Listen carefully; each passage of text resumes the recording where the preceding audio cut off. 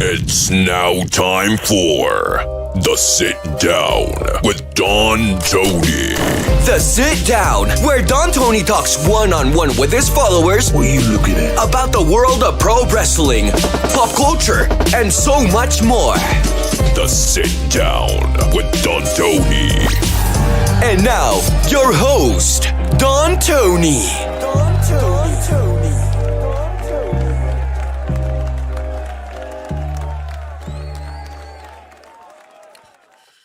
Hey, what's going on, everybody? It is Friday night, May 3rd, 2024. How you all doing this evening? Welcome to your latest edition of The Sit Down. I am Don Tony. I want to thank you very much for joining me, whether you're live or on the archive. Always appreciated. Just to let everybody know right up front that tonight's show is going to be a little bit shorter than usual. We're going to run 1 hour. And reason being is because we got a couple of predictions contests for our Patreon family, our YouTube channel members, that I have to close out at midnight tonight. Have to get everybody's entries up. Plus, we got a few things going on in the wee hours of the morning tomorrow. And then at 1 p.m. Eastern is Backlash in France. Not too many matches announced. Makes you think we'll probably have a couple of swerves, some longer than usual matches. I tell you, France tonight, I mean, SmackDown was recorded, so I had seen the spoilers. If I would be lying to you if I said that I was glued at every little aspect of SmackDown tonight. There was one thing that really caught my eye, with the exception of the crowd, which was spectacular tonight. There was one thing about SmackDown that I really did not like at all. It just reminds me of the Vince McMahon era. And yes, I've said it many times before that Triple H is a product of the Vince McMahon era. Triple H has been there since the 90s. You know, I know people want to convince you that Triple H has an entirely different outlook of WWE. In some ways, yes, absolutely. It definitely feels a little bit different. It feels upgraded, feels more contemporary. I think having a 50-year-old, heading up creative rather than an 80-year-old says a lot, especially when the 80-year-olds seem to have been kind of sidetracked by other things going on. And when you are a billionaire that much over, you kind of will just let things tread, a little bit more. How many times did we complain in the last 5 years that it just felt like they were just winging it sometimes, that they would just have a feud that would take like 3 or 4 extra weeks to build just to waste time. It just felt, and they would go back to same matches over and over again. How many times will we have a match and then a rematch would happen within 2 weeks? And that would happen multiple times. Still happens now, but it is strategic how it's played. We'll run today until about 11:15, I would say, Eastern. So just to let you all know, in case you want to get your questions in a little bit earlier. Got a couple of news tidbits. I know this is not a news episode. Monday, Kevin and I will get into the gamut of all the wrestling news going on, but there's a few things that have gone down in the last 24 hours. That is a lot of conversation being held online. So I'll share some quick thoughts on them. And, I'll tell you something funny about the crowd tonight. And, I hate ripping on someone that I've supported for many, many years, but I tell you, the wacky biasness is just really going to a new level.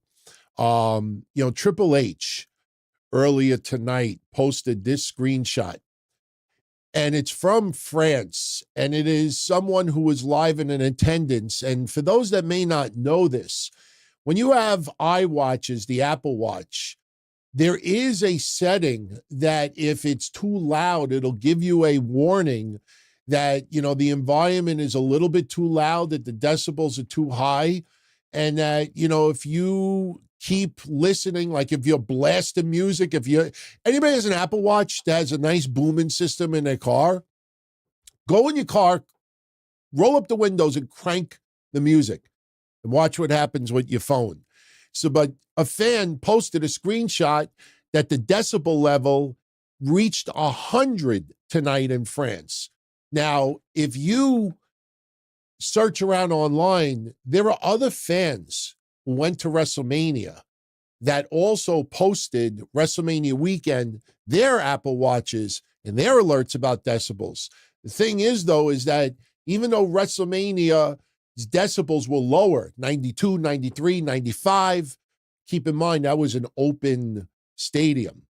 So a lot of that noise just goes out into the air. When you have what you had in France tonight, you might have remembered older conversations. We used to talk about the Homer Dome, the Minnesota Twins. The Minnesota Twins used to have a decibel meter in their building. And I think it was the 1987 World Series? No, 87 was no, 87. Yeah, it has to be 87. I think it was the 87 World Series, and they were talking about the decibel meter being beyond the levels. I mean, that's how loud it got in there.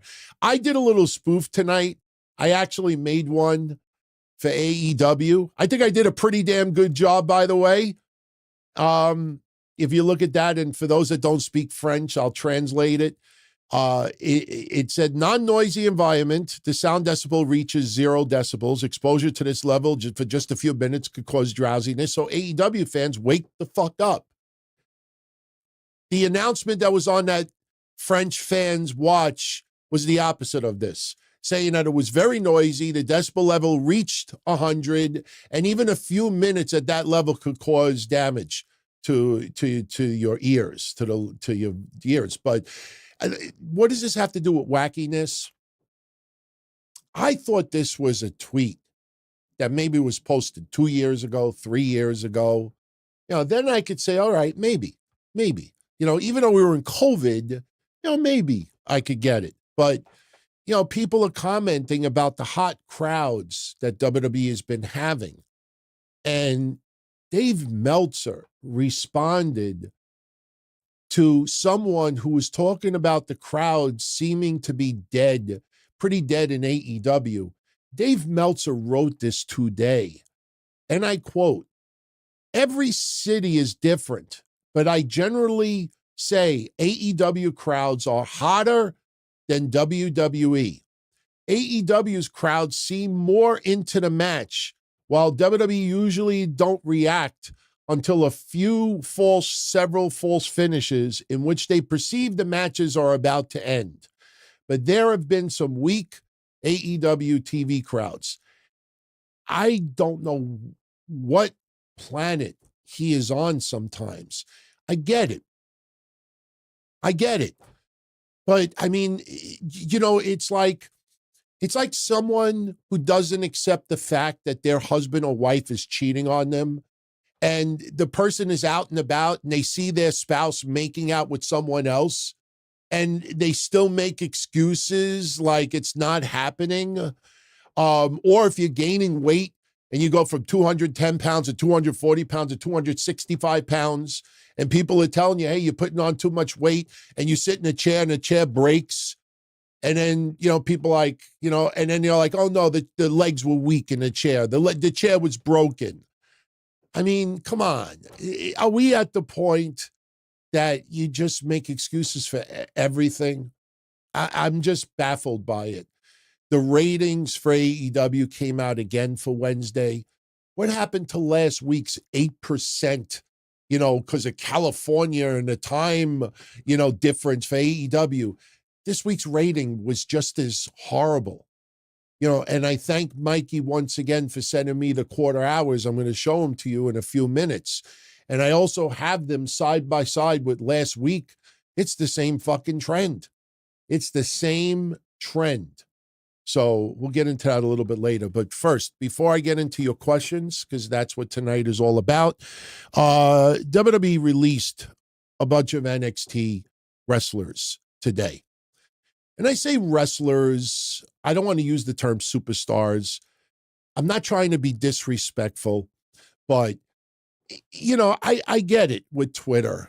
Some people just have this gushiness about them. It's more about trying to get attention and get noticed. And I see, our prayers for everybody who was released today. Hope they can find work and this and that. And I'm looking at the list of releases. And yes, one or two on that list surprised me. Absolutely. But, if you spent 10 minutes and do a little research about the people who were released, almost all of them were not even wrestling a year ago, a year and a half ago. Maybe a couple at the most. Most of the people released were the NIT. Was that the name of the program? The NIT program? When they were signing athletes, non-wrestling stars, to give them an opportunity to try to learn the trade. To me, I compare it to someone, this is outdated, the reference, but older people will get it. And young viewers, listeners out there will understand what I mean by this. When the internet started really taking off in the 90s and computers really started to take over, there would be a lot of commercials on TV where you can become a computer technician. You could do this, learn that. And they would say, no experience necessary. They would actually pay to train you through school for like 1 to 3 years, or not 1 to 3 years, like 1 to 3 months, sometimes 6 months, depending on what you were actually applying for. And then, you get the opportunity to work. The legal field right now, my niece's fiance is graduating from law school, I think in like a week or two. And there's a law firm that actually paid his tuition the last year or two. As soon as he graduates, he is going to work for this law firm. He never worked a day in that law firm. He's still going to school, but they are so high on him that they're actually paying for his school. Here's my point. It's no different with WWE and these NIT athletes. They're going from college to WWE to learn a trade. And after 6 months, after a year, after 18 months, not everybody could do it. You can't sometimes teach timing. Not everybody, just because you train, becomes a WWE superstar. If that was the case in sports, everybody who plays basketball would be shooting 40 points a game. Everybody who's a baseball player would be hitting 300. Sometimes you could work your ass off and try and train, and you still don't put it together. So a lot of the NXT releases today, I wish them well, obviously, but it's not this earth-shattering news that people are trying to portray it. So I'm going to share with you the people who were released, and I'll just give you a quick little comment on each one. Some of them I guarantee, never heard of before, but I'm going to give you the list anyway. The first person on this list, and if for those on video, you could see a little screenshot, a little picture I put on the screen. This is Daryl Mason. He came from the University of Minnesota and was a UCLA champion. I don't want to use the term Black Lesnar because people used to say that about Bobby Lashley back in the day, but people thought that he could be the next, Minnesotan, if that's the right way to put it, that's coming out of college, that's a champion that could possibly become a WWE superstar. Not on the level of a Brock Lesnar, but it did not work out for him, so he is gone. The next person that is gone, that is Vlad Pavlenko. He came from the University of Iowa. He is gone. The next person on the list that was gone is Ezekiel Balogun. Hopefully I pronounced his name right. He was actually played basketball for the North Florida Ospreys. Yeah, he actually played for a team called the Ospreys. I kid you not. So he was playing basketball. He's been let go. One that might surprise a few is Kaya Saint.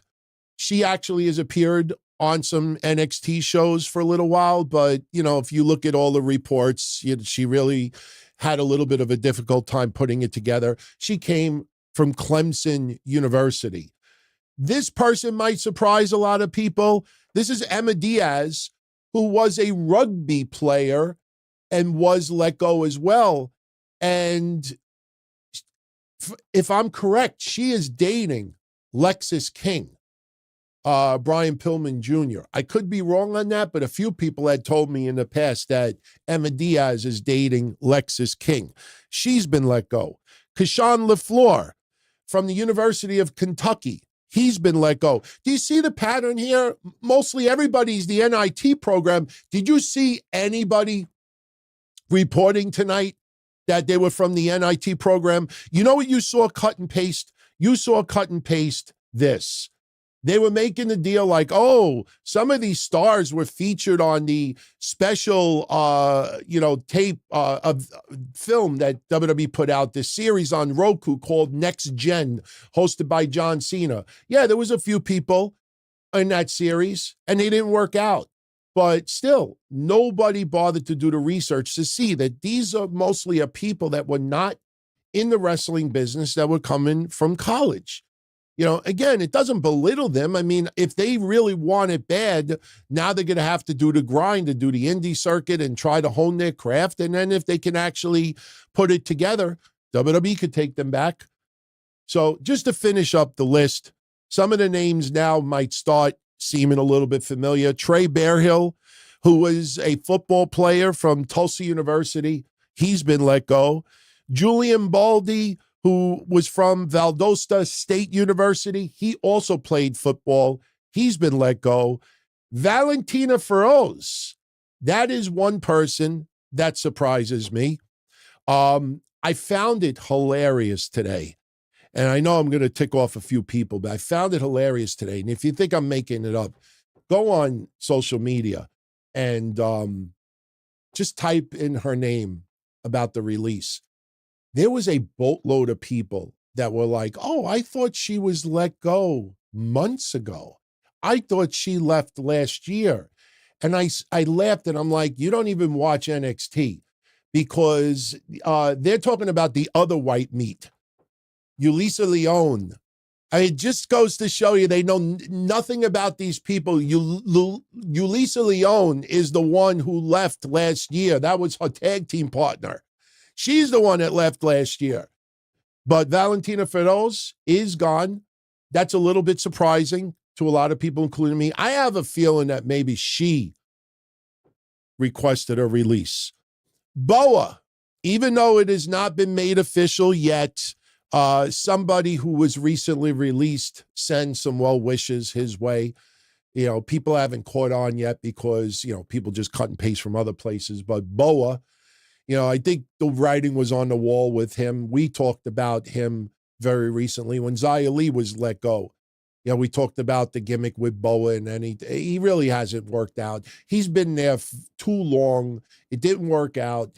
You could put face paint on. You could, do the torture shit like they did. It wasn't bad, but nothing was standing out where WWE felt that it was going to go to another level. He's been let go. And then the one that's probably going to surprise people the most is this guy, Drew Gulak. Drew Gulak has been let go. Now, a lot of people are blaming this on Ronda Rousey. The fact of the matter is that WWE has not used Drew Gulak much as a wrestler on the main roster in quite some time. He was not getting paid cheap NXT money. I don't know exactly how much he was making, but it was not minimum wage. And the thing is that they did a few things with him in NXT, and it just hit a brick wall. The controversy with Ronda Rousey, I will tell you this much. And when I do the show with Kev on Monday, you'll hear us talk about it a little bit deeper. But, from what we were told about Drew Gulak and the Ronda Rousey incident, is that he claims that there was nothing to it. Some people within WWE think that he should have mentioned the incident. But the thing is, and I kind of, take Drew Gulak's side in this, not because Ronda Rousey's been acting like an asshole. It has nothing to do with that. I'm a Ronda Rousey supporter. She's a little bit too much of a crybaby. Kevin and I will talk about the Jimmy Smith comments that he made this week about Ronda Rousey. But the thing with Drew Gulak is this. If he didn't do anything wrong and it was nothing, why would you report nothing? Like, I'll give you an example. All right. This is a bad example, but you see what I mean. All right. I'm in a crowded room and I turn around to go take a leak or go buy a drink or go outside to take a smoke or get a little air. And I bump into someone.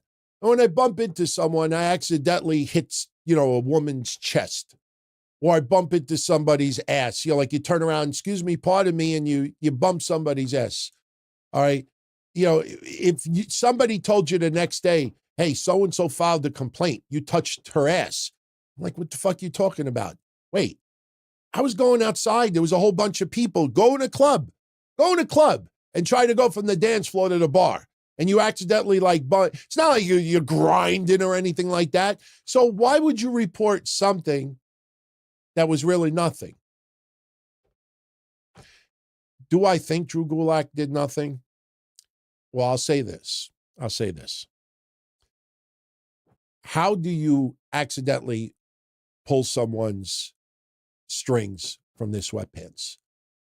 I mean, if you're close and you're trying to get by and it actually gets caught on your zipper on your jacket, not your pants, but your jacket, and as you're going by, I mean, it's happened. I mean, you're walking by and you kind of bump into somebody in your house and you get caught on like a string or something like that. I mean, weird shit happens. I close my eyes and I picture it and I'm like, how could Ronda Rousey's sweatpants, the string, get pulled off unless somebody was walking by and the string was hanging out and just to troll. I mean, when I used to do the indie stuff, as bad as I would do, I would be lacing my boots and somebody would walk by, one of my friends, and as I'm lacing my boots, I'll have my legs crossed and he'll just pull my laces off, just pull it to be a dick. I don't think it would be appropriate, joke or not. So that's the only thing about that. Maybe there was something to it, but I don't think that's the reason why Drew Gulak was let go. I don't think it has anything to do with Ronda Rousey. I think the stuff with Charlie Dempsey and others pretty much ran its course. I think William Regal is now going to get a little bit deeper involved with his son. And I think just the whole gimmick. I mean, there's a lot of people that think Gable Steveson is on the chopping block. I would be shocked. If Gable Steveson was cut because WWE just has a hard-on for him. Yes, a hard-on before TKO bought the company or Endeavor, but still, Gable Steveson is somebody that people think. So those are your releases, if everybody wanted to know. I'm not going to post the video. I was going to do it, but it's 3 minutes. 3 minutes when you're doing a 1 hour show is a lot. If you want to go see it, I mean, I'm sure Kevin and I will comment about it a little bit more on Monday, but Ethan Page has been let go. His contract was not renewed in AEW. For me, one of the most misused wrestlers in AEW. We've been talking about him, Ricky Starks, Powerhouse Hobbs, Takeshita, and others. I mean, they're just filling spots. And Ethan Page hasn't been on TV in God knows how long. Not this year. They tried to do some Ring of Honor stuff. It's like, no, Ethan Page is not a Ring of Honor guy. That guy deserves a little bit more. He's got the look. He's got the charisma. He can actually work. How they couldn't find a good spot for him, he's just not one of Tony Khan's darlings.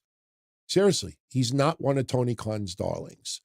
And Ethan Page is gone. He gave a 3-minute video. If you all want to watch it, you could watch it. But he is let go as well. Now, for those that are interested, no, that's not it. This is it. We talked about it on Monday. I got very, very deep in conversation on Tuesday's show I recorded on Patreon that our channel members also have. One of my closest friends in wrestling, Billy Reil, passed away at the age of 44. And he is going to be laid to rest this Monday at the St. Paul Parish in Philadelphia, Pennsylvania, 10 o'clock in the morning. For those that are asking, yes, I am going. That's another reason why we're ending the show a little bit early today. I have to get everything prepared for Monday's show tonight and tomorrow, because Sunday, me and my wife are actually going to drive to Pennsylvania. As long as her brother could dog sit for a day and a half. If not, I'm going by myself, and I'm grabbing a Holiday Inn room, and I'm going to the wake. I was asked by family to go, and I'm going to go. He was one of my closest friends. Anybody that's been on this channel for at least the last 2 years, we talked about Billy Reil quite a bit. I wasn't going to say this publicly, but I am going to say it. I am going to say it. I'm very disappointed in some people in the wrestling business like Brett Lauderdale and some others, because when Billy Reil died, his first reaction was, and this is the guy that runs GCW, his reaction was, oh, Billy Reil passed away. While it doesn't surprise me, and he talks about drug abuse. Yes, Billy Reil had a big drug problem. That's why I never ran GoFundMes. That's why I never did donation drives here. When he got arrested, I sent money so he could buy some things while he was in jail. When he had some issues in the hospital, I sent get well things to him. But when he said to me, DT, you think you could run a little donation thing? I don't have any money for this. Even though I knew he didn't have the money, I was always concerned that it would go to something else. He had a serious drug problem. But what a lot of people don't know is that he got diabetes. His pancreas was really fucked up. He had his leg amputated last year, 6 months ago, 5 months ago. He had his leg amputated. This is a guy that ate, slept, shit wrestling. I mean, 20 years ago, you Google it, Billy Reil in the Northeast was one of the rising stars in wrestling. You see who he wrestled, it'll kind of blow your mind. He wanted to wrestle again. And me and him connected for some weird reason. We just connected. And I know why. If you tuned into the Patreon show, you know what I'm talking about.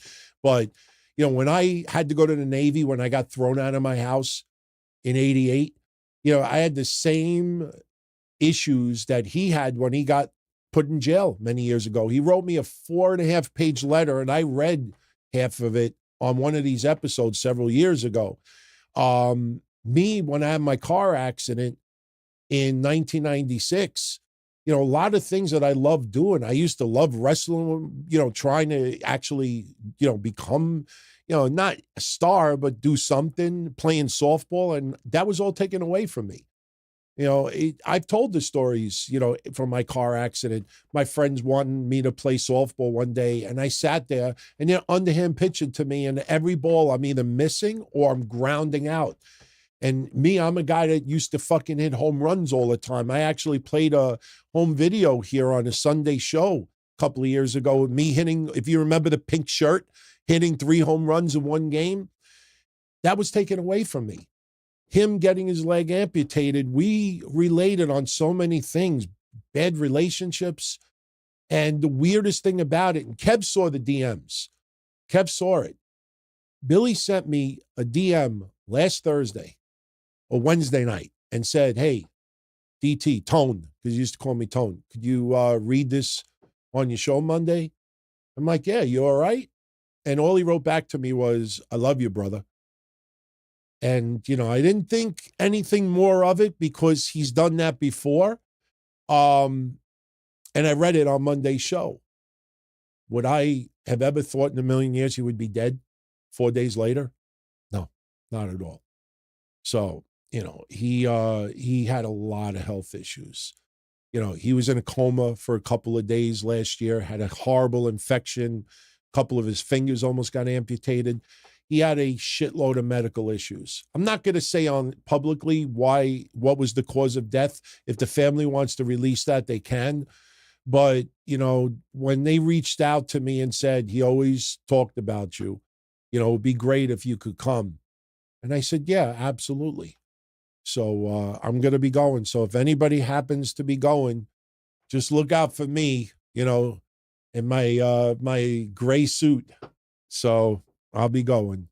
I'll still be back. I mean, I'm not staying in Philly. I'm going to stay overnight Sunday, so I don't have to drive early Monday morning. But the funeral is at 10 o'clock, the service. And then once it's over, I'll drive back to New York. So I should be back home Monday between like 2 and 3 o'clock, 4 o'clock, depending on traffic. So rest in peace, Billy. Rest in peace. For our YouTube channel members and our Patreon friends and family, you have until midnight to post your predictions for the Backlash predictions contest. Somebody on a YouTube channel member family will win 50, and somebody in our Patreon family will win 50. So you have until midnight tonight. It's your last call. SmackDown today. France was insane. Makes you wonder why WWE has not gone there more in the past. One thing is for certain. WWE is already planning events in France in the future.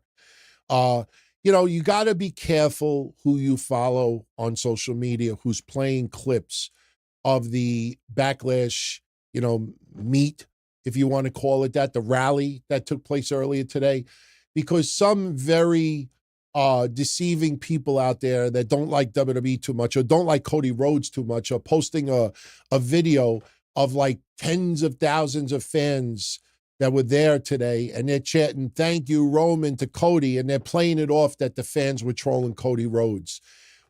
What you did not see right before that is Cody Rhodes showing love to Roman Reigns, giving him credit for the run that he had, and the fans were responding to that. And, a couple other things as well. Naomi, there's a little bit of controversy going around online because when Tiffany Stratton was plugging her match for Backlash, the crowd was giving a lot of heat to Naomi. So you got to go see the whole thing, to understand it. But the one thing on SmackDown that I did not like tonight, the Street Profits losing to Austin Theory and Grayson Waller, I don't fucking get it. I don't understand why you even put that match together the way the Street Profits have been used the last, year and a half. But they did, all right, whatever. The AOP versus Pete Dunne and Tyler Bate, crowd loved it. Some people online were talking about how AOP got no reaction whatsoever. And I've always been dogging on AOP since they've been back. But, they only showed the music intro. You couldn't hear the crowd anywhere. That crowd was into that shit. The tag match with Jade Cargill and Bayley and Bianca Belair versus Damage Control. That was very interesting because people think that we're going to get a Bianca Belair Bayley feud out of this. And I don't know how that is even possible because most people think that Jade Cargill and Bianca Belair are going to become your next women's tag team champions. Is Bayley going to start teaming up with Naomi and possibly having a friendly fire feud? I don't know. It doesn't feel that way. But then you say to yourself, whether Bayley retains or Tiffany Stratton becomes champion, who's going to feud with her next? That's something you got to think about. Unless Bayley retains and Blair Davenport gets thrown right in there, I don't know how many people would want to see that soon. I certainly don't want to see that. LA Knight beating Angel Garza. I hope they're not going to LA Knight versus Santos Escobar. I don't think anybody wants to see that right now. I want to see LA Knight feud with Logan Paul or someone else. And I got this weird feeling Logan Paul's going to challenge Cody Rhodes for the championship. May not happen, this weekend, announcing that move. But I get this weird feeling Logan Paul might be on the horizon. Yes, he's got, the United States Championship. I get it. But I also think Logan Paul may be on the horizon to challenge Cody. It kind of feels that way. I hope, it all makes sense. What did not make sense to me was the Paul Heyman stuff. That is Vince McMahon garbage. And listen, I'm not suddenly crapping on everything that Vince McMahon did. I defended a lot of what Vince McMahon did, but this is like Vince McMahon 101. Paul Heyman has an exchange with Nick Aldis tonight. And Paul Heyman reveals to Nick Aldis that he hasn't spoken with Roman Reigns since WrestleMania. Now, just let it sink in everything that has happened since WrestleMania with the Bloodline. Jimmy Uso getting destroyed. Solo Sikoa bringing in the MFT, Tamatonga. If you tune into Monday's show, you know what MFT stands for, and we are right. Tamatonga.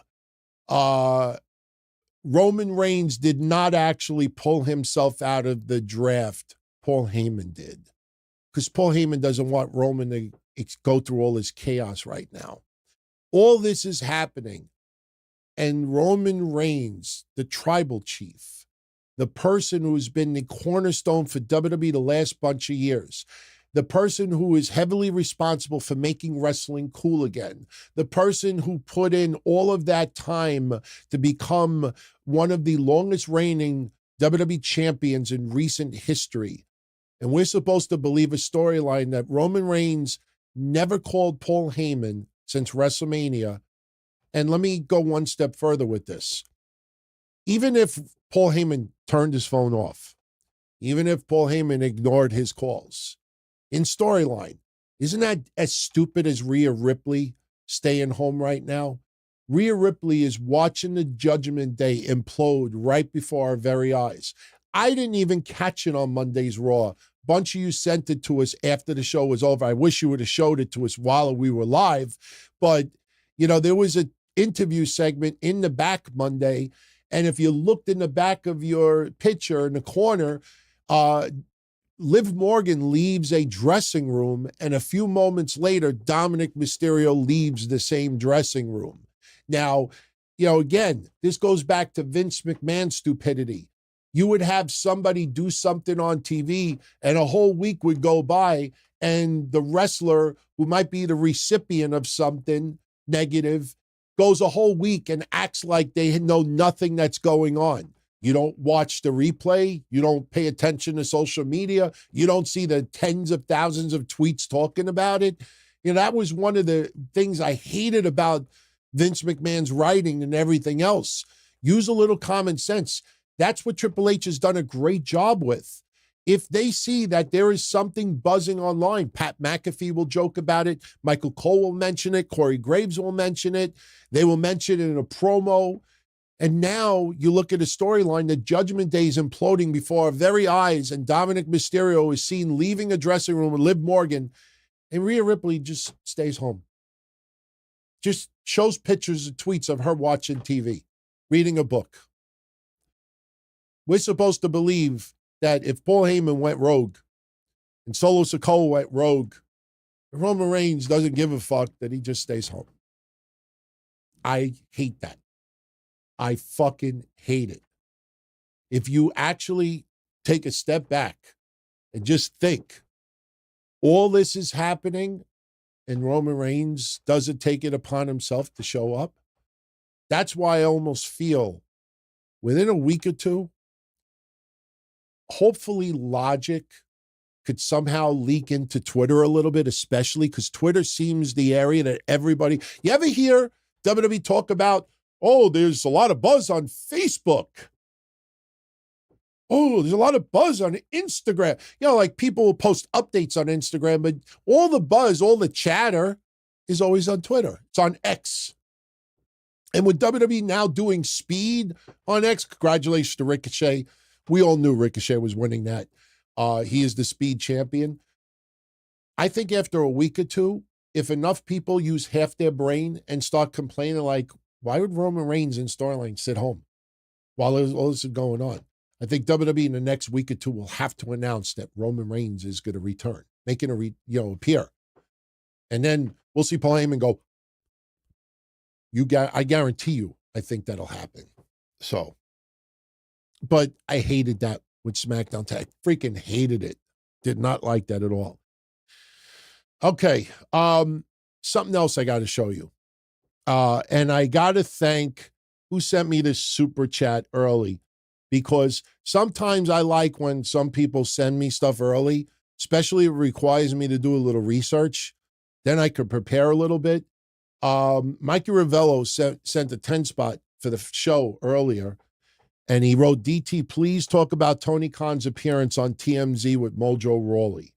His non-answer about the Harvey Weinstein comments is hilarious. I saw this tonight. First of all, I didn't even know Mojo Rawley is working for TMZ. And I watched the clip. And the funny thing is, when I saw the clip, when I actually was doing a search for it, I wanted to see what the interview was about. And first I came across this. And I'm looking at this guy. I don't even want to say anything bad about him, because he just looks like, maybe I'd be, digging a grave by ripping this guy. But I watched this interview with Tony Khan, talking about recent stuff. And this is 101 why they talk as idiotic as they do. Even the Dave LaGreca's and this schmuck, and wait till we get to Mojo Rawley. Mojo Rawley makes Dave LaGreca look like Walter Cronkite. These motherfuckers giggle, and Tony Khan giggles. And I didn't even realize Tony Khan has got that space in his teeth. Remember the woman from Good Times? What was her name? Thelma. You remember Good Times? I watched the episode the other day. I can't remember her name, but remember the space in her tooth that you could actually and I didn't know he had a space through his teeth. You would have think that Shad would have fixed that, when he was a lot younger. I'm sure, all the maids and the maids. What's a male maid called? It's a maid. The cleaning people in the house, the people who clean the pool. I'm sure at some point somebody joked at Tony Khan about the space in his teeth. So this guy interviews Tony Khan, and I'm reading this, I'm watching this interview, and I'm like, just pull Tony Khan's pants down and blow him. That's an example of, we want to have Tony Khan in the future, so we got to just give him that special feeling up his leg. And then I got to Mojo Rawley. Mojo Rawley. My friends, there's a reason why this motherfucker does not wrestle anymore for the WWE. I don't care.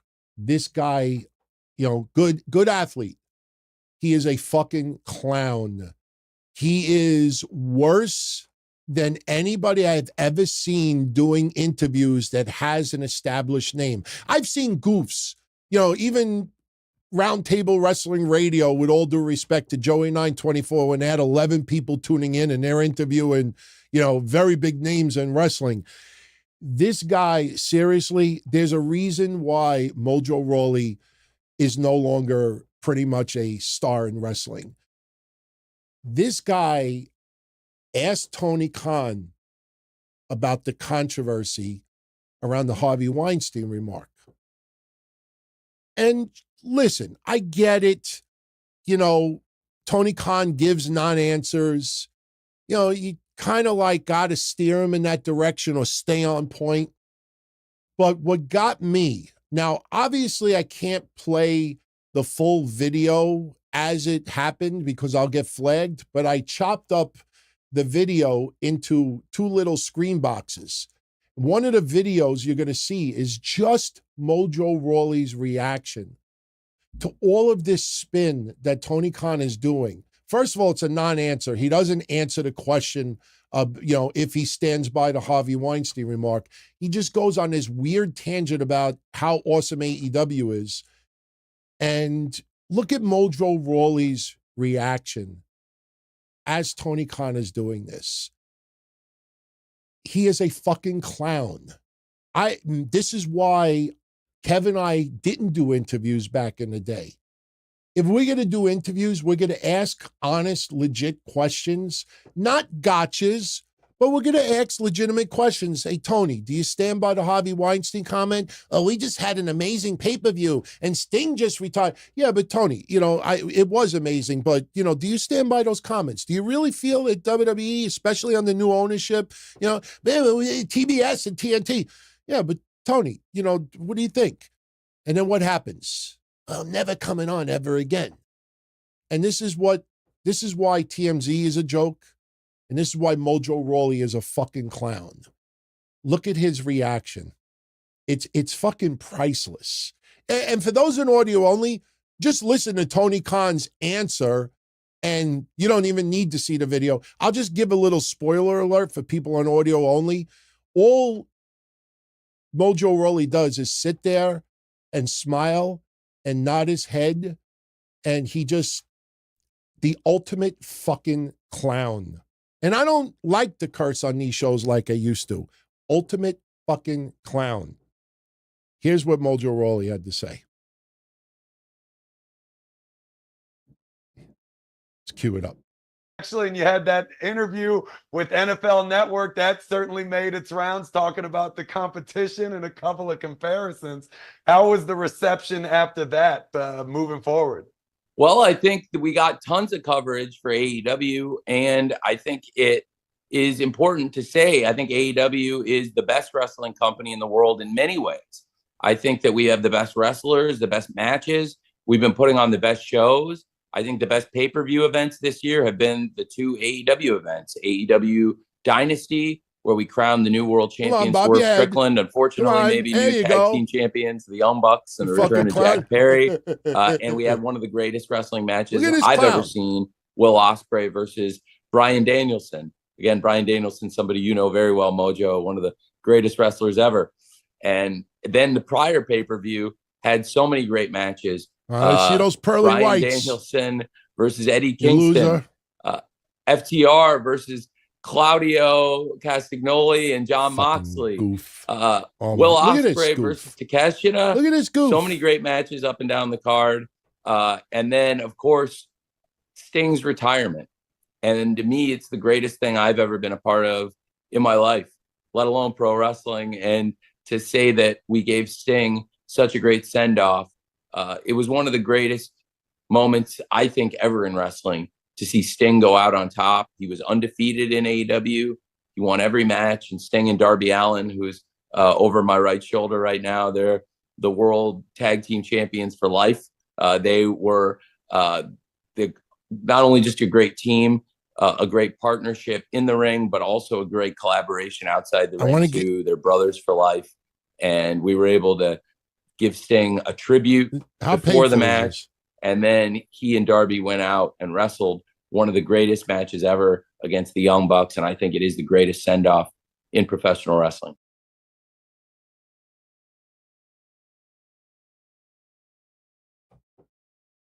He ain't hype. He's a fucking clown. Listen to that answer. I try not to be controversial on shows anymore, especially in this day and age. You got to be so careful with things. But I truthfully, especially with how ridiculous Tony Khan gets, with things and the weird things that he says. No billionaire in his 40s uses some of the references he did. I had to remind people on Monday that Nick Hausman threw that Harvey Weinstein remark towards Chris Jericho. And then Tony Khan stole it and using it to WWE, which is now under new ownership. And by the way, there is a little Vince news as well. I honestly think that Tony Khan being shielded at home, homeschooled, we were bringing it up on Monday and I had a few people tell me, you go to classmates.com. Classmates.com has every fucking yearbook that's ever existed in the world. And we know where Tony Khan was brought up.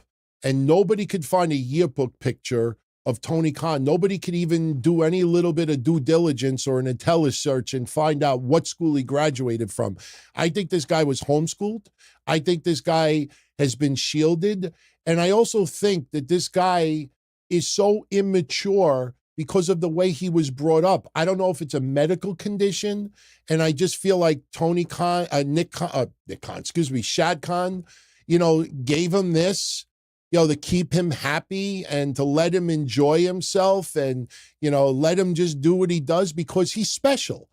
And I'm sorry for saying that. I truly am convinced now. 4 years ago, I gave him the benefit of the doubt. Okay, starstruck wrestling fan who is a billionaire. He's living out his dream, his fantasy. Now I think he's special. And that's probably the most politically correct way I could put it. He is special. No nitwit would say things like that. Plus his father, who seems very smart and seems very, responsible, it doesn't get better. And what I brought up Monday is, what do you think is going to happen to Tony Khan when his mom is no longer here or when Shad is no longer here? What is he going to do? I mean, really, I think that he is a special needs person, who just has the brain of a 16-year-old, the 17-year-old. You look back to people who have said stupid things, Sammy Guevara, Lars Sullivan, and a few others. What do they all have in common? They all said stupid shit when they were in like their early 20s or late teens. That's when they said the really, really dumb shit. Because when you're in your late teens and early 20s, you just kind of, you don't think as much and you kind of say dumb shit. This guy is in his 40s now and he's a billionaire. And in other areas, he doesn't act this way. I think he's a special needs person. I don't think he's a dork.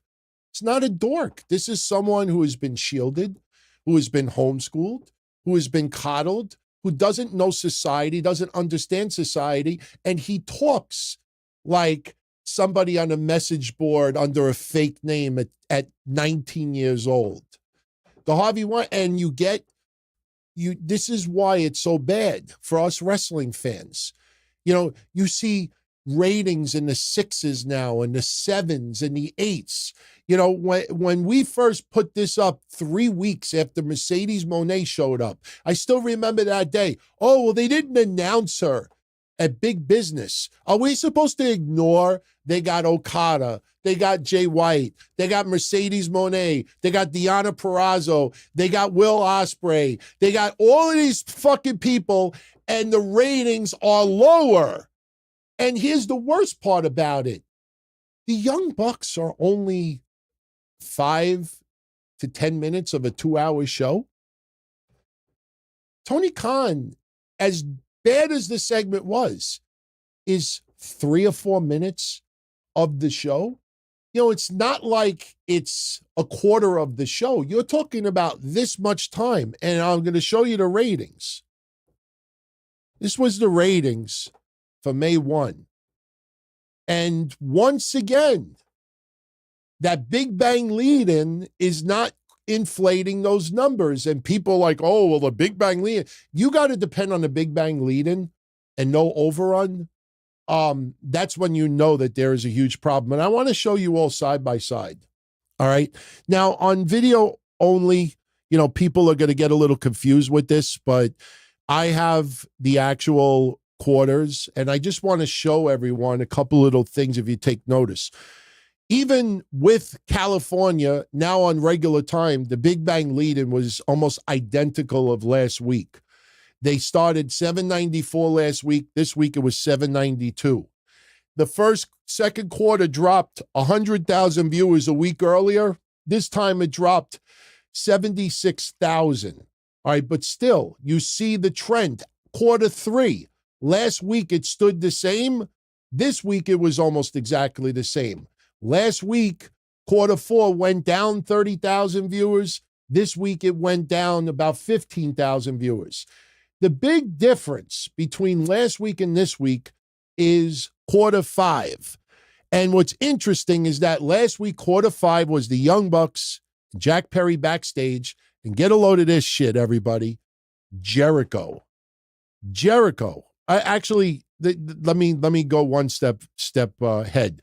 We're not talking about the Big Bang lead-in. We're talking about quarters outside of Big Bang lead-in. See that 7:32 for this past Wednesday?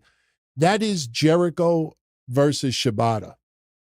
And if you look also, the next quarter is the continuation of Jericho and Shibata. That awful garbage with the garbage can spot and the kendo stick stuff, not only was that the two highest quarters of the night, if you care about demos, it was the highest demos of the night as well. It did 732 and 746.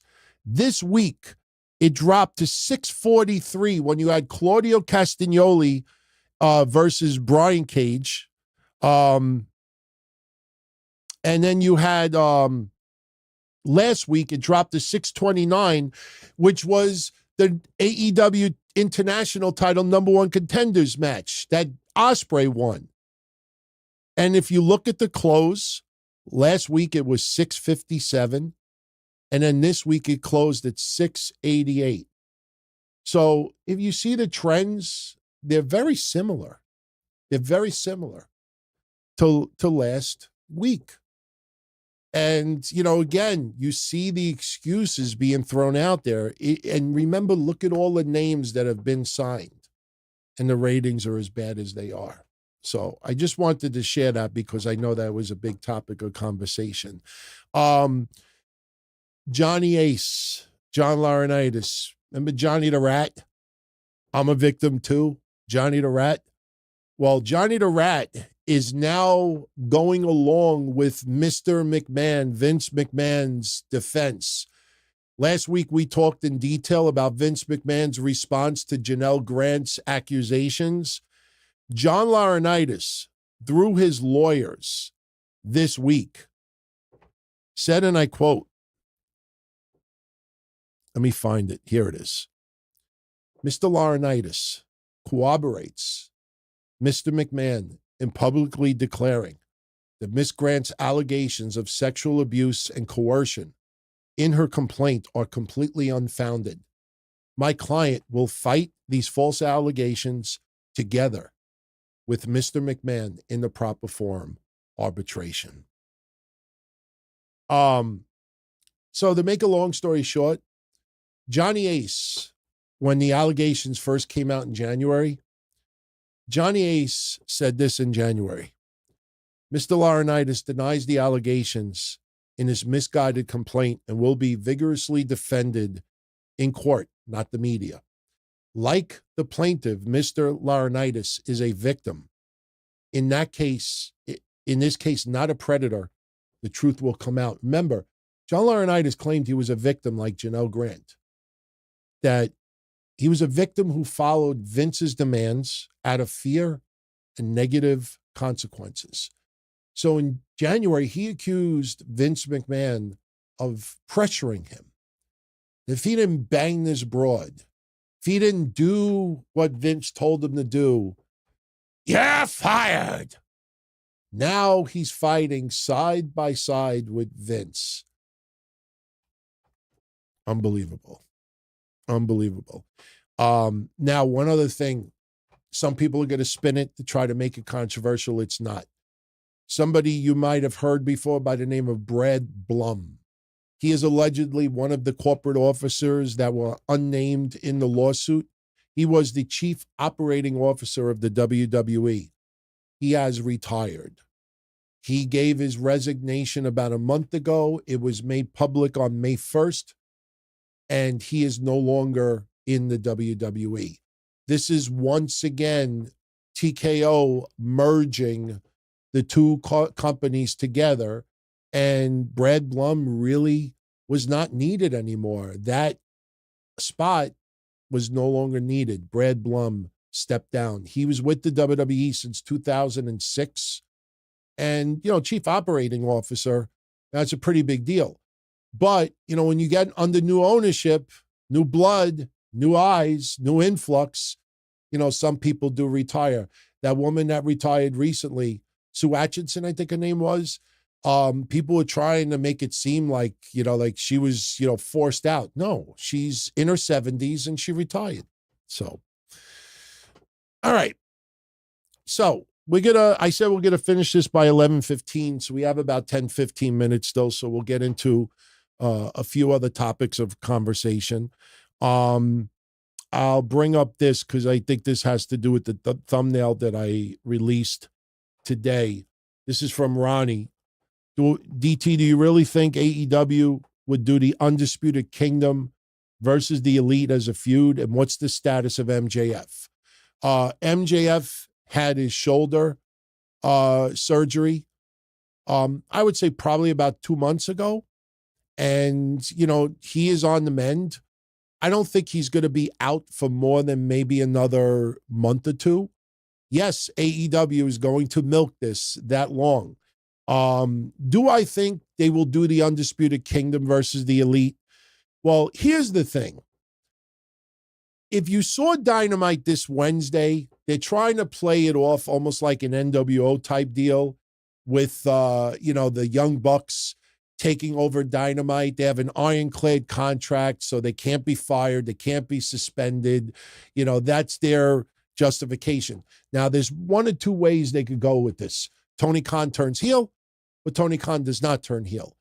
Either way, somebody, if you remember Sting in WCW, who was the one to battle the NWO? Sting.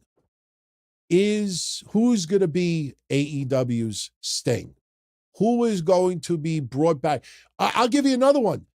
Remember the Alliance? Yeah, everybody's talking about the NWO, which I don't like that idea because the Young Bucks have been with AEW since day one. This is not a Hall and Nash that came from the competitor, and is now trying to take over WCW or AEW. You know what I mean? This might be more of like the Alliance. Remember when they wanted Steve Austin? Wasn't it Steve Austin? They wanted him to fight on behalf of the WWE to take on the Alliance. Who's going to be that guy to be the leader of AEW, to fight the Elite, to fight Jack Perry? So my thinking is, this is just my thinking, and that's why I used it as a thumbnail for tonight.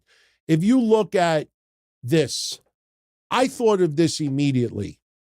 If you look at the screenshot when Tony Khan was laid out by the Young Bucks, the Elite, see Tony Khan and the way he's laid out on the mat, and they're standing at his feet?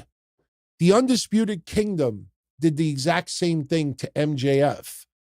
And I personally think MJF coming back, Tony Khan paid him anything he wanted to get him back to fight the Elite, that are trying to take over and sabotage AEW. I think that's the next thing in this storyline, that the Young Bucks, we're going to inject poison. Remember the NWO? Remember when Vince was sitting in that chair? I'm going to inject the poison. I'm going to kill my creation. I think if you look at this, Wardlow is the only person that I don't think fits in with this. Wardlow you get rid of. But think of it like this. Adam Cole versus Okada. Does anybody remember that match with Okada and Adam Cole when Adam Cole got hurt? Adam Cole and Okada have history. You could have Adam Cole feud with Okada. Roderick Strong is going to be losing that championship to Will Ospreay. So Roderick Strong and Kyle O'Reilly could reform a tag team, and they could go up against the Young Bucks, because I'm kind of tired of seeing FTR involved with this stuff. And by the way, I was laughing like everybody else. Dax Harwood runs to the ring like he's 7 years old. Do you ever see him run? He runs like a 7-year-old. Look at the baby steps. It's kind of funny. Or he runs like his shoes are untied. But I could see Kyle O'Reilly and Roderick Strong feuding with the Young Bucks. Adam Cole feuding with Okada. That leaves Jack Perry. Jack Perry could feud with MJF. Anybody remember about a month ago I said MJF needs to make Jack Perry bleed one day? The Pillars. MJF makes Jack Perry bleed. Adam Cole feuds with Okada. Kyle O'Reilly and Roderick Strong feud with the Young Bucks. And maybe if Tony... See, I personally don't think Tony Khan is going to be a heel.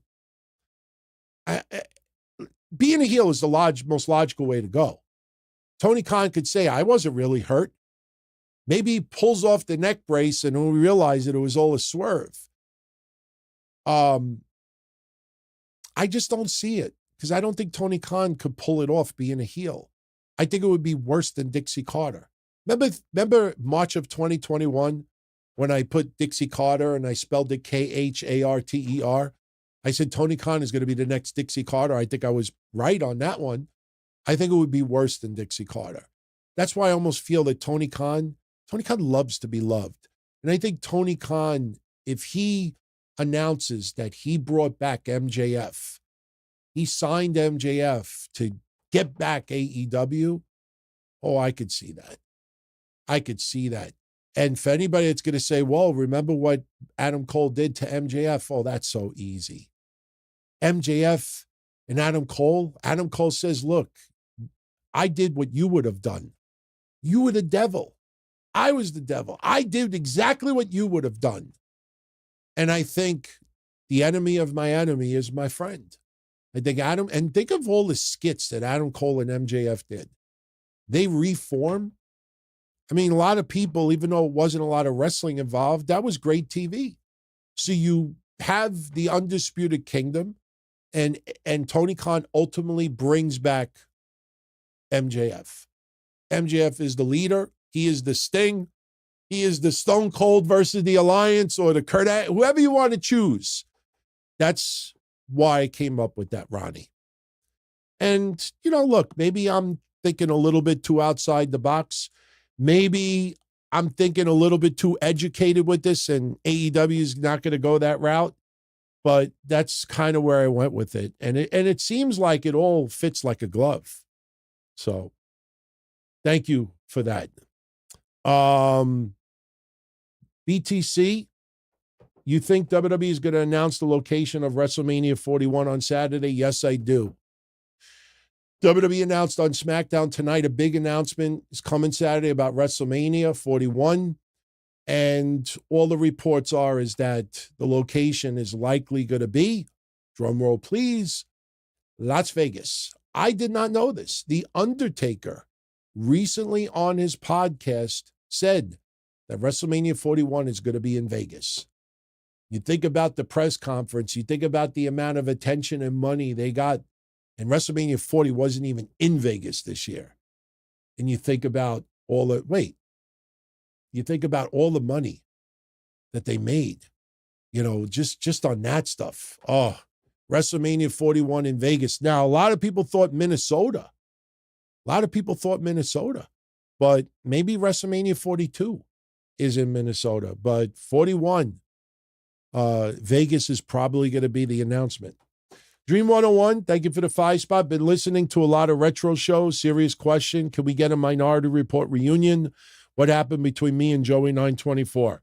The short story of it, Joey 924, very nice guy, great, fun host to be with. We butted heads a lot. And the thing with Joey was that, if you saw the screenshot of him, he's wheelchair prone. He's in a wheelchair.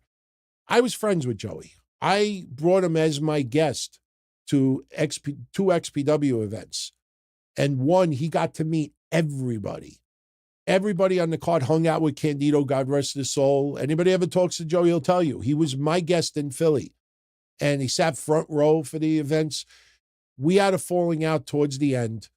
And the thing that I didn't like about Joey is that Joey could say a lot of shit about me, and it shits and giggles. But when I would joke about him, he would hide behind the wheelchair.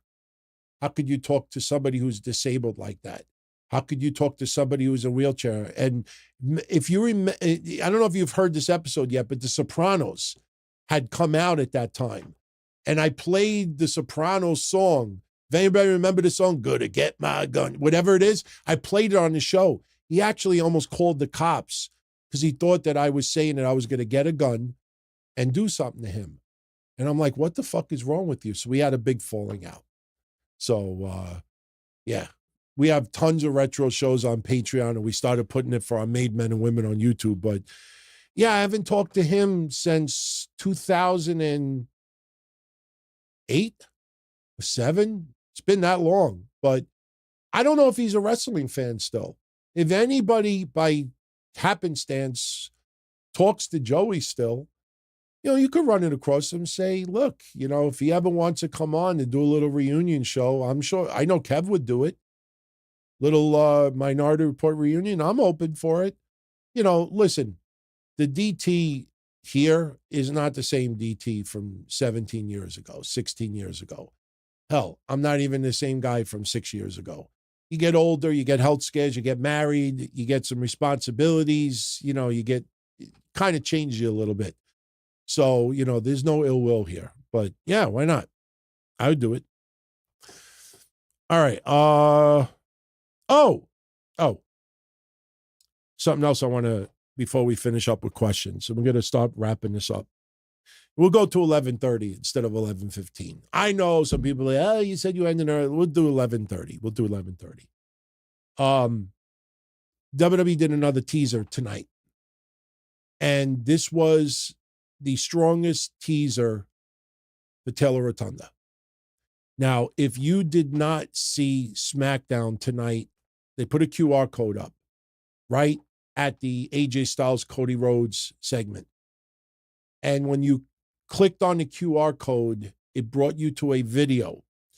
And they show a silhouette of a woman in a house with a message. And the message says, our pain became his. We are reborn. We believed because we believed. And if you slow down frame by frame where it said, we believed, you get this.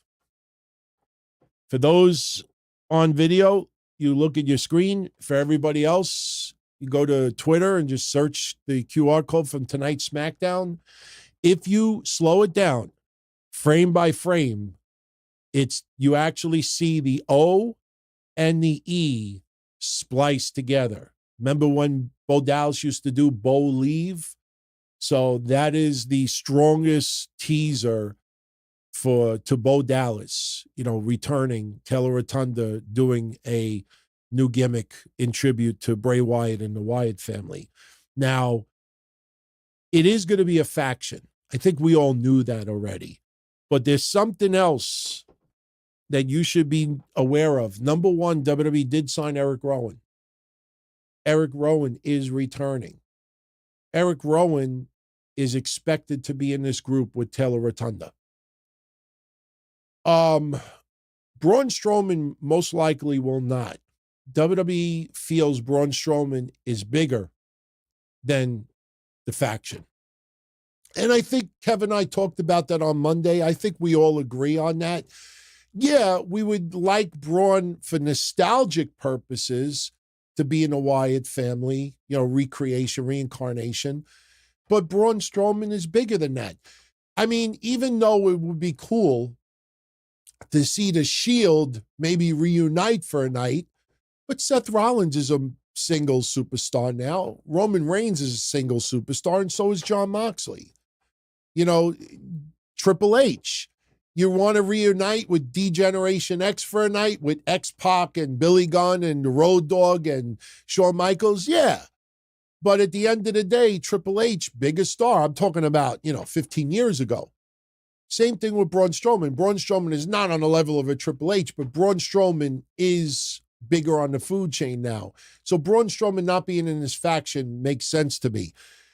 Joe Gacy is an interesting name because a ton of reports came out tonight, and I don't know who to credit. I have enough connections to sift out bullshit, like the Rock stuff that came out tonight. That's all bullshit. But the Joe Gacy stuff is really interesting because they are taking Joe Gacy off of NXT. He's not being released, but Joe Gacy may play a character in this Wyatt family. which is really interesting because if you look at Joe Gacy, for the last year and a half, 2 years, he's been wearing tights. And I'm a fan of Joe Gacy's. Anybody that tuned in for a long time knows that already. But he's like a chubby guy at the pool, dressed like that. You ever see like guy at the pool that's wearing like a bathing suit? And you say to yourself, like, you're a little too fat to be wearing a bathing suit. Look, I should talk. I wear a t-shirt everywhere I go. But my point is Joe Gacy, I understand he was trying to lose weight, and he did lose weight. Joe Gacy was challenging himself also. He knew what he looked like out there, and he wore the tights and tried to get himself. But Joe Gacy is big-boned. Joe Gacy it's like Bray Wyatt to an extent.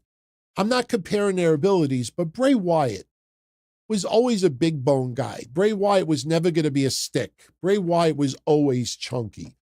Even before Bray Wyatt started putting on weight, and let's be honest, you look at Bray Wyatt when he returned, even before he got COVID and got sick, you look at Bray Wyatt when he returned, and you look at Bray Wyatt when he came up right, after NXT, it's probably about a, 30, 40-pound difference there.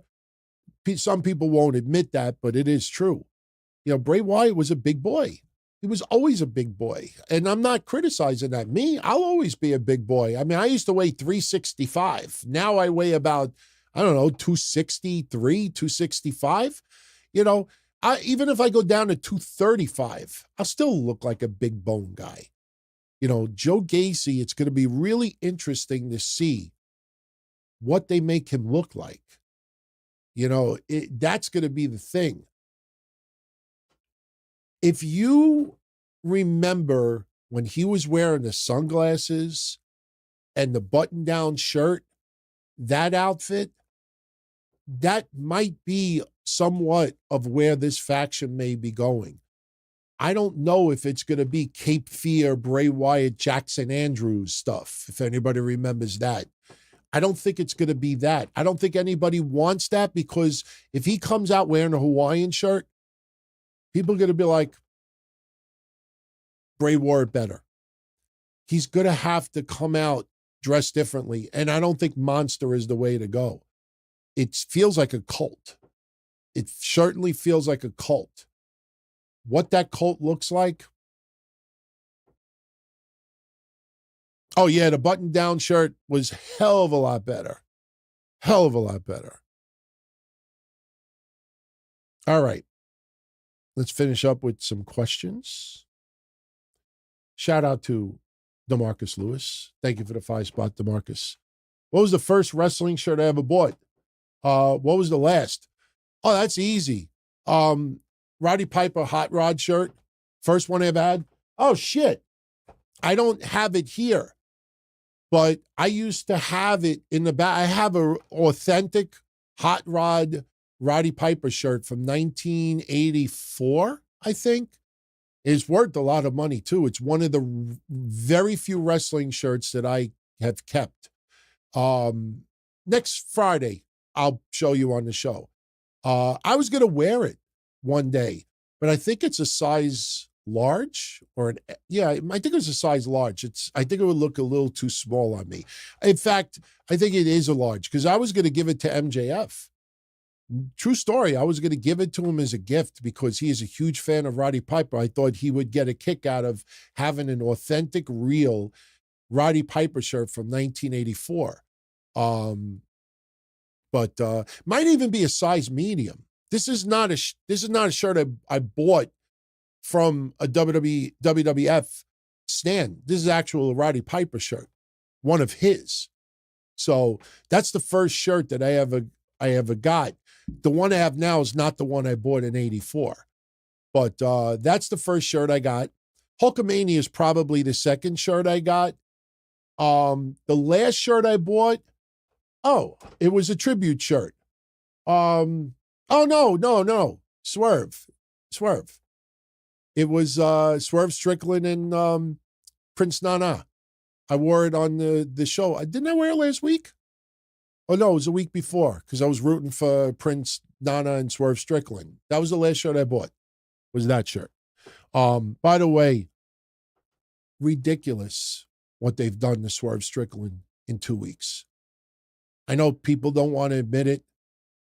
I think Christian Cage and Swerve is fine, but the perception of how important a champion is in a company is to me everything.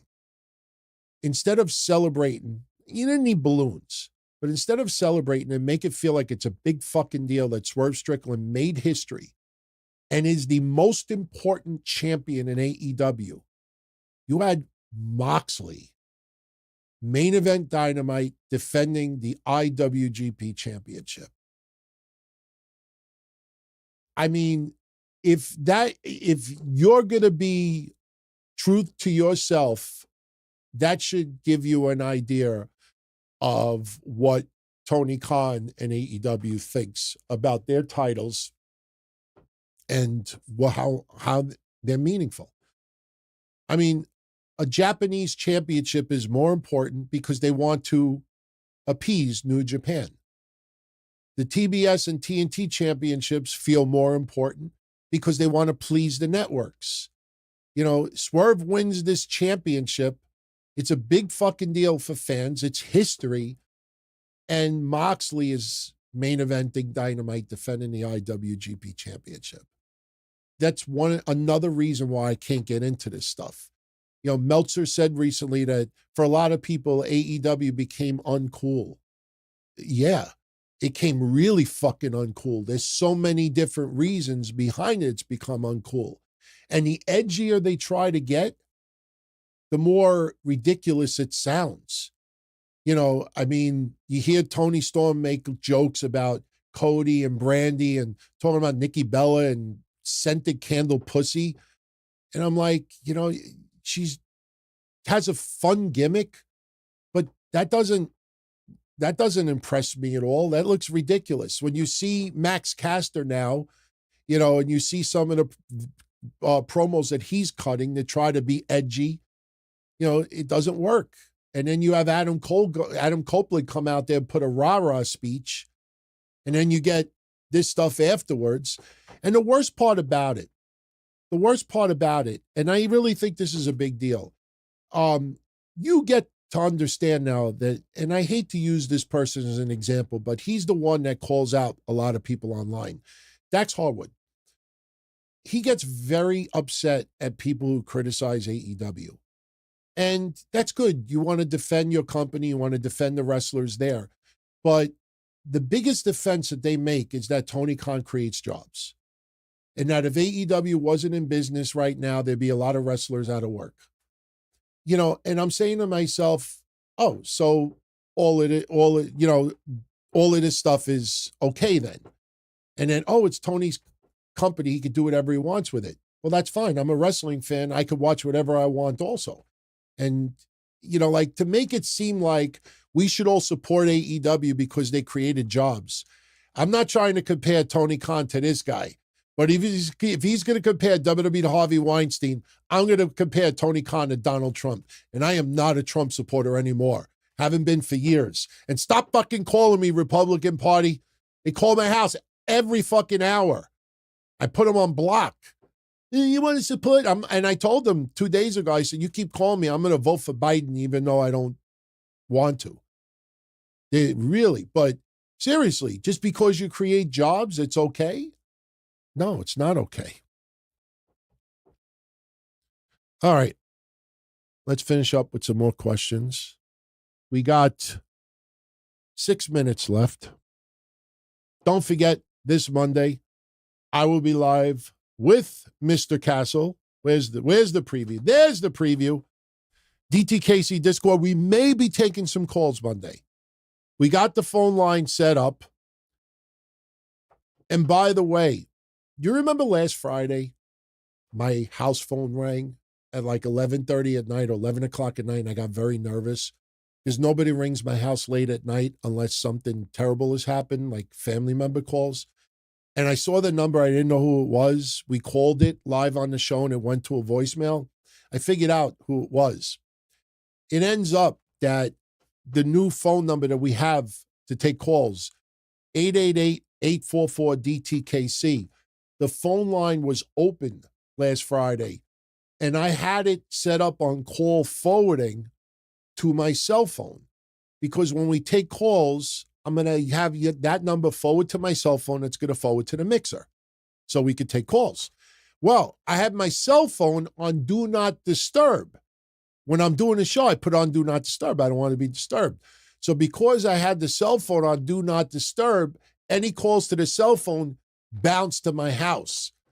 So last week, a few people that were calling the DTKC number ended up calling my house. That's how it happened. So I fixed it, by the way. Benjamin with a comment. Drew Gulak said he accidentally grabbed Ronda's sweatpants drawstring when he tried to shake her hand. WWE had Tony D make Drew Gulak sleep with the fishes after Ronda's comments. We talked about Drew Gulak a little bit earlier in the show. I believe him when he said that, it was an accident. But I just picture you walking by and somebody has sweatpants on, and some people do wear their sweatpants with their string hanging out. If you've ever worn a pair of sweatpants, you know what I'm talking about. Some people tuck the string underneath. Some people it hangs out. I just can't picture you walking by and you bump into someone and you just accidentally undo the string.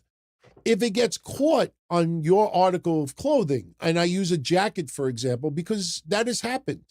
You have a jacket, you have a zipper, you walk by and it, hits somebody's clothing and it gets caught as you're walking by. It's happened. A t-shirt I have in my other room. When I walk out, there's a wall and there's like a nail sticking out. And if I walk too close to the wall, I'll walk by and my shirt will get stuck on the nail, and it's happened. I picture it, and I honestly think Drew Gulak, as a joke, might have pulled the string. As a joke, but it's not a joke, and I don't think he was fired for that. I don't think he was fired. If there was any truth to that, I think he would have been suspended at minimum and then fired. The fact that they did not do anything, and I know some people are going to say, well, they kept him off TV. No, there's 2 actual segments that he was on TV. Just nobody bothered to look. Roderick is asking, will the recent FTC ruling on non-compete agreements impact wrestlers, being that they're viewed as independent contractors? As of right now, no. Be very careful, my friends. You still have, without naming names, you still have those legendary managers, promoters, wrestlers, doing podcasts that are doing fictitious conversations. One of them just posted is Vince McMahon starting his own promotion. After 3 fucking weeks of bullshitting people, somebody actually came out with a video 2 days ago, and you'll figure out who it is. I'll give a hint. He's hairy. I'm like, do not believe the shit that you read. I'll give you a perfect example. If you think I just blow smoke up your ass sometimes, I'll give you a perfect example. Last Friday, we talked about Nick Khan and the shares that were put up for sale in September. And people were saying that Nick Khan is trying to sell all his shares and leave WWE. What did I say last Friday? If you do not read it in the stock market, if you do not read it on a financial website, if you do not read it in a non-wrestling website, and all you find is WrestlingVirgins.com, WrestlingSchmuck.com, HickWrestlingNews.net, if that's the only places you're reading it, most likely it's bullshit. A couple of days ago, it came out. Pat McAfee did research. Few other people in the financial field confirmed it. The story about Nick Khan was a lie. If the non-wrestling world talks about this, except for the usual suspects, Wall Street Journal, New York Post, if the non-wrestling sites talk about it, the financial world, the stock market, if they talk about it with wrestling, then you put some credence into it. Right now, every podcaster that has a following is trying to figure out how they could clickbait this into money, into ad revenue. Most of them have no fucking clue. As of right now, it is a non-story. People are trying to make it into a story. If it ends up being a big story, believe me, I'll give you a perfect example. Do you remember when Zelina Vega was fired? Do you remember Gabrielle Cartieres, the ambulance chaser? Is that her name? Gabrielle Cartieres? Somebody correct me if I'm wrong. Do you remember who's the Asian guy that was going to run for president? Who's the guy that said that, he's going to force wrestlers to get a union? Who's the guy? Andrew Yang, I think his name was. Do you remember when all that shit went down? I said, this motherfucker ain't going to do nothing for wrestling.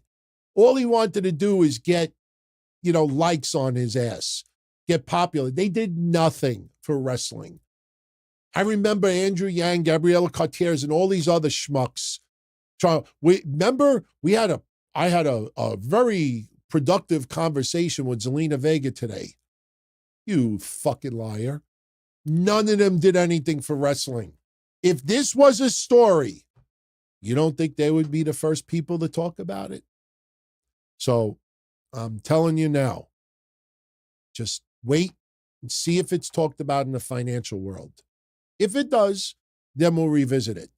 But if the only people who are talking about it, with all due respect, is your Bischoffs, your Mantels, your Conrads, your Jeff Jarrett's, your Cornettes, and whoever else that's doing their podcasts that are going to make this headlines, they're just trying to figure out how they can milk you for more money.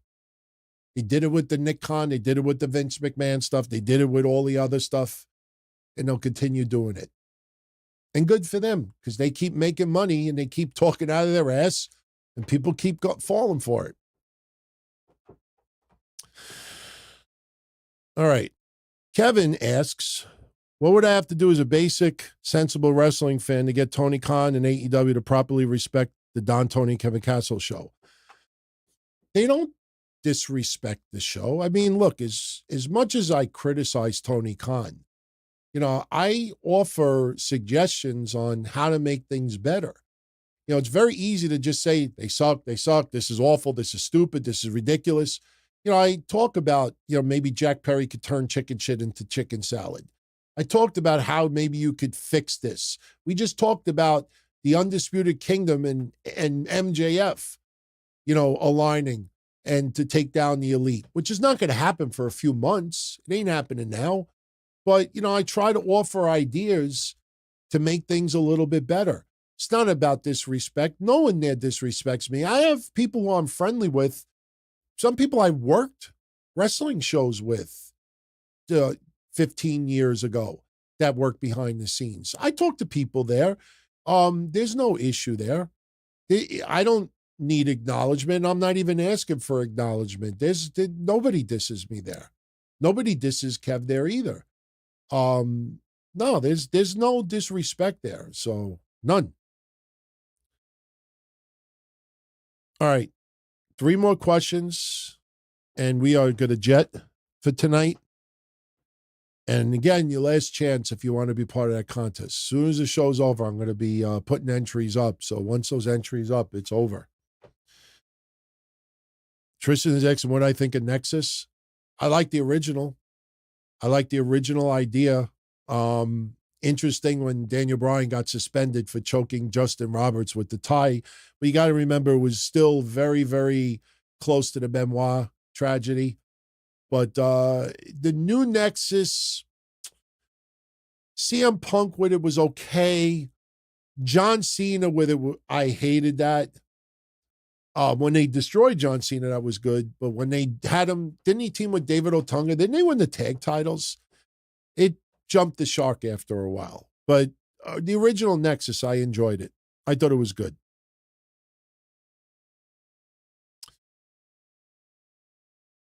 Shout out to Psycho.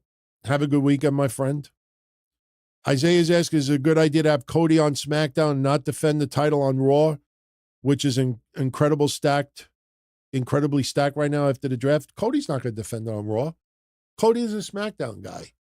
Cody will make appearances on Raw, because the WWE Universe wants to see him. Listen, contrary to what you read on the net, Cody is extremely over. Listen, no wrestler was ever 100% over. There's going to be people who find the bad guy badass. Not everybody is a Cody Rhodes fan. Not everybody buys into his stuff. But you look at the shows and you look at the reactions he gets. Fans know this guy for 2-3 years has ate, slept shit WWE. This does not feel like a guy that's just there to get bank and just make money and use WWE as a stepping stone, or he truly comes off as a WWE guy through and through. Very professional, very authentic, very genuine, and I think when people see that, even Gunther, as much of a heel that he is, when he came out there, cut that promo on Monday, fans cheered him because they know that be underneath that character is a guy that takes his craft very, very seriously, worked his ass off to not only put himself in better shape, put that championship in better shape, make his opponents look good, and, work his ass off as well. That guy, people see it. Little kids, it's very cut and dry. Heel, boo, cheer, babyface, cheer. But as people get a little bit older, they respect hard work, and Cody has put it in. Cody has put in the work. Cody, that's why even Seth Rollins, and by the way, we'll talk about it on Monday, but Seth Rollins did sign the deal. Told you. They're all coming down like dominoes now. Listen, we said this 6 months ago, and, because we don't write for a news website, nobody listened. TKO Group Holdings had to get their shit in line. They had dual offices. They had 2 payrolls. They had employees for 2 companies. They had to consolidate. They had to take care of other things, and then they were going to work on the contracts. All the controversy that Drew McIntyre was leaving, he stormed out. He got in his car and left. He signed. Becky Lynch, what's going to happen with her? She's there. Drew McIntyre just did his. Finn Balor did his. Seth Rollins was announced today. They, like dominoes, all those contracts are happening. And the greatest thing about it is not one wrestling news site out there has a connection in TKO that they could leak it. The only time they find out is when WWE puts something out there or the wrestlers put something out there. So Mark Hicks is asking, first NXT draftee to win gold of this group.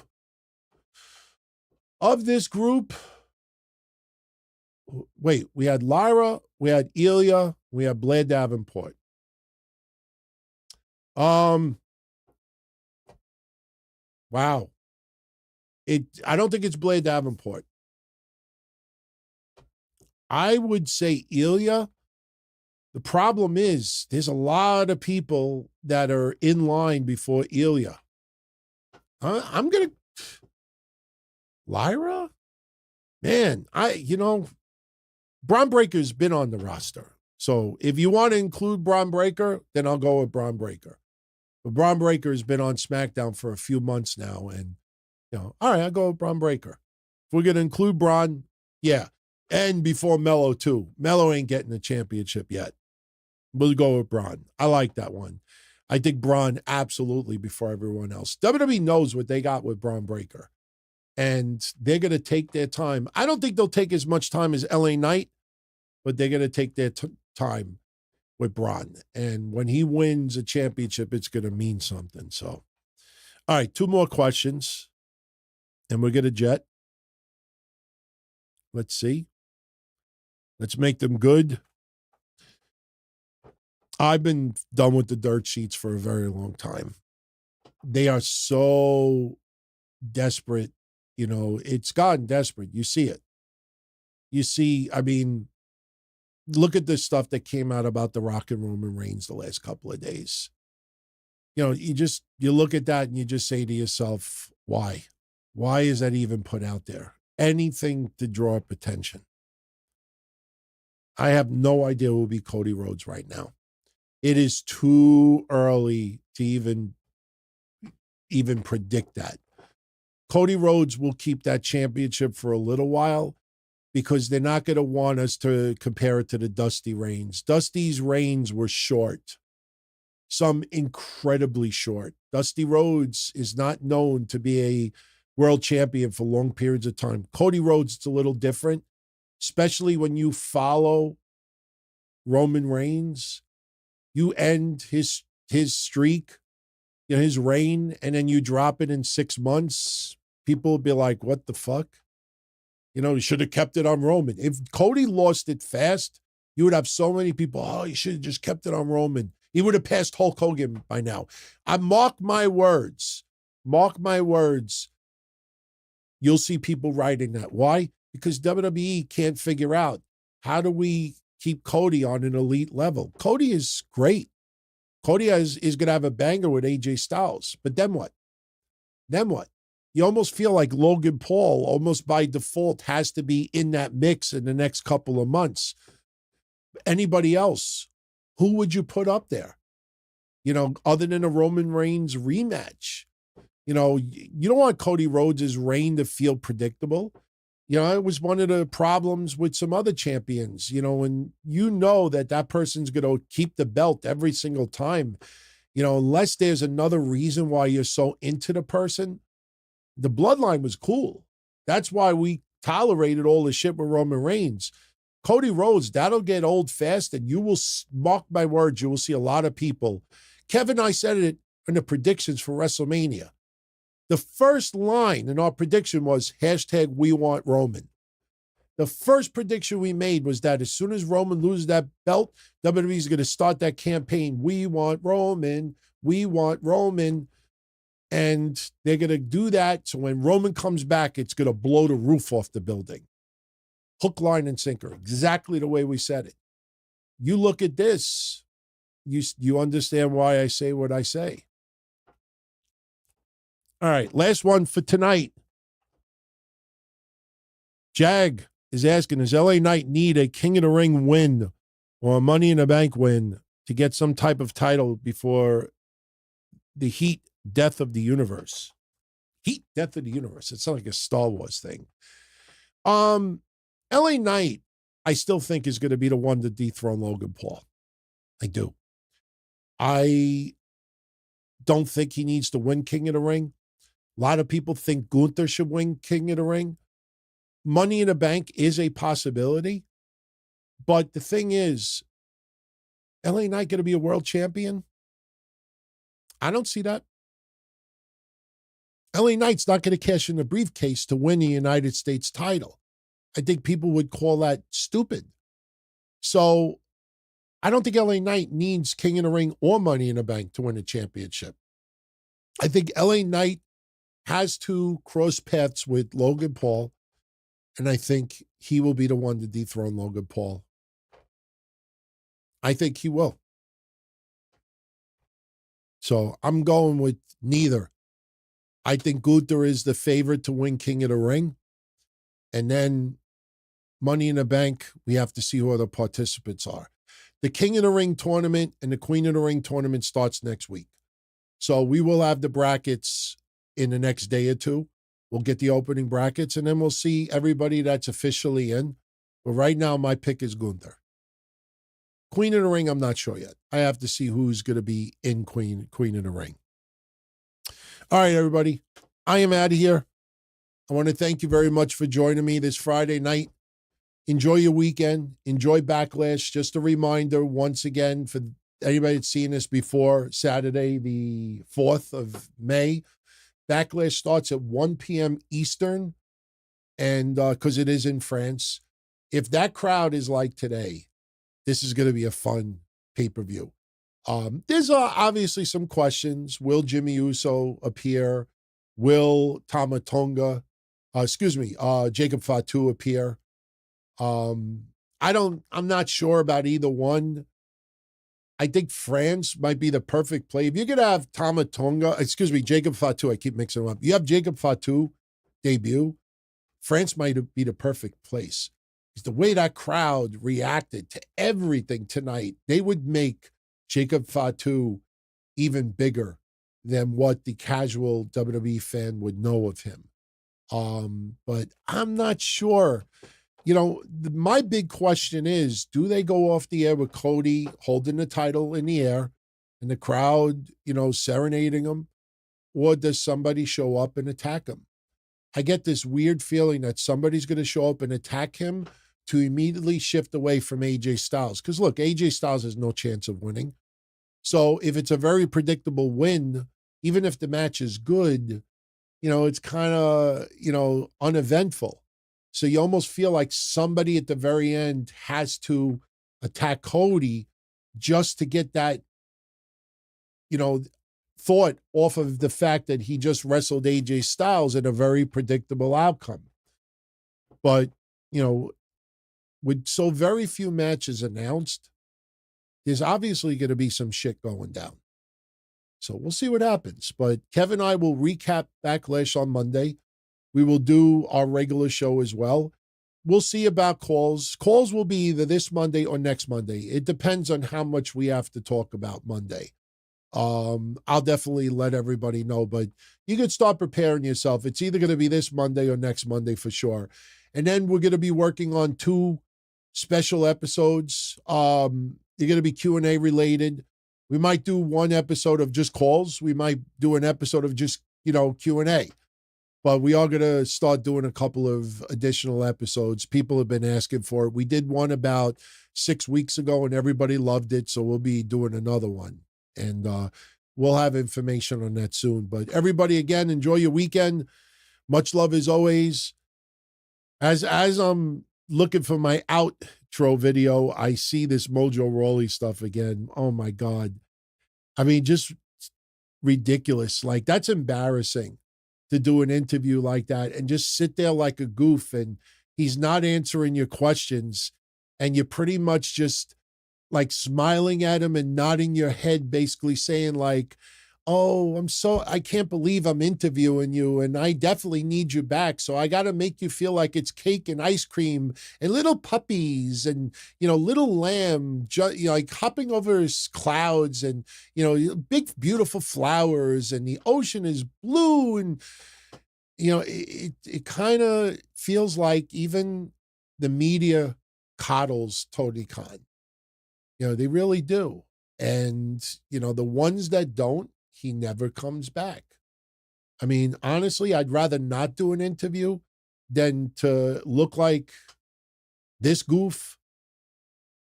I mean, my God, the interview is as bad as, if there's anything I like about the guy is we have the same microphone. And he likes the Knicks. And I give him that credit. But other than that, I'd rather just drink bleach than interview like that. So be well, everybody. Much love. As far back as I can remember, I always wanted to be a podcaster. For me to live any other way was nuts.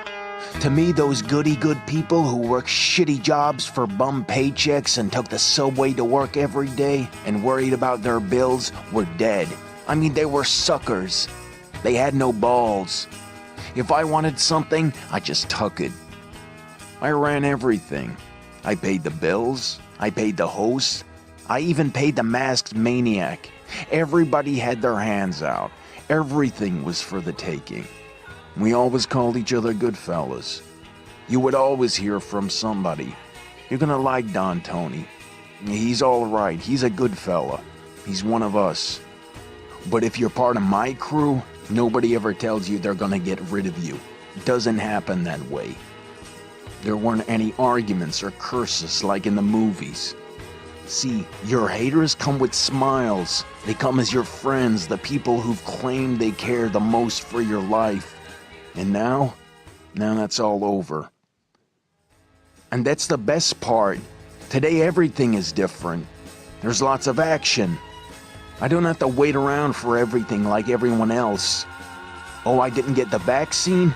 Fuck you, vaccine me. Oh, your delivery guy has COVID? Fuck you, feed me. Right after I moved here, I ordered egg noodles and ketchup, and I got spaghetti with meat sauce. I'm no longer an average nobody, while they get to live the rest of their lives like a bunch of schnooks.